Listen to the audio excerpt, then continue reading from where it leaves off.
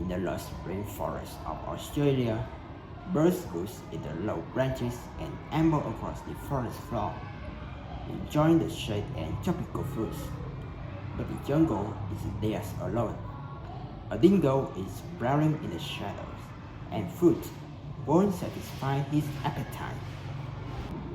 The birds fled to safety all, but the cassowary, who can't hear the ground under puny wings, instead, she attacks, sending the dingo running for cover with one swipe of her razor-sharp toe claws.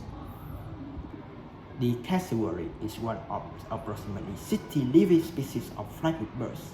These earthbound avians live all over the world, from the Australian outback to Africa's savanna to Antarctic shores. They include some species of duck and all species of penguin, secretive swamp dwellers and Swedish ostriches, giant emus and tiny kiwis. Though the common ancestor of all modern birds could fly, many different bird species have independently lost their flight.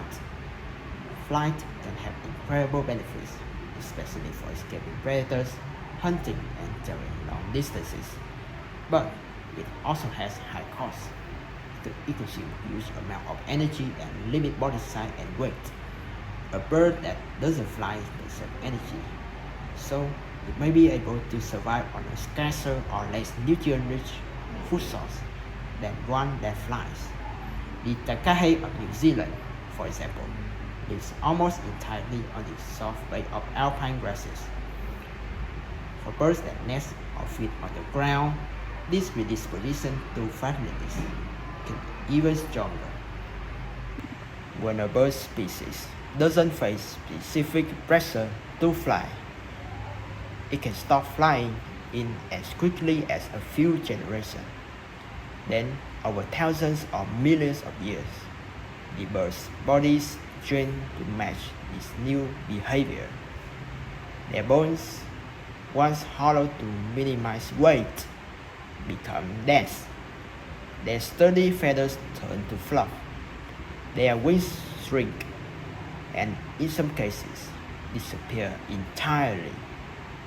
And the queue-like protrusion on their sternums, where the flight muscle attached, shrinks or disappears, except in penguins, who repurpose their flight muscles and queues for swimming. Most often, flightlessness evolves after a bird species flies to an island where there are no predators. As long as these predator-free circumstances last, the birds thrive, but they are vulnerable to changes in their environment. For instance, human settlers bring dogs, cats, and stowaway rodents to islands. These animals often prey on flightless birds and can drive them to extinction. In New Zealand, stoats introduced by European settlers have threatened many native species of flightless birds. Some have gone extinct, while others are endangered. So, in spite of the energy-saving advantages of flightlessness, many flightless bird species do have only a short run before going the way of the dodo. But a few flightless birds have survived on mainlands alongside predators aplenty. Unlike most more flightless species that come and go quickly, these giants have been flightless for tens of millions of years. Their ancestors appeared around the same time as the first small mammals, and they were probably able to survive because they were evolving and growing at the same time as the mammalian predators. Most of these birds, like emus and ostriches, ballooned in size, weighing hundreds of pounds, more than wings can lift.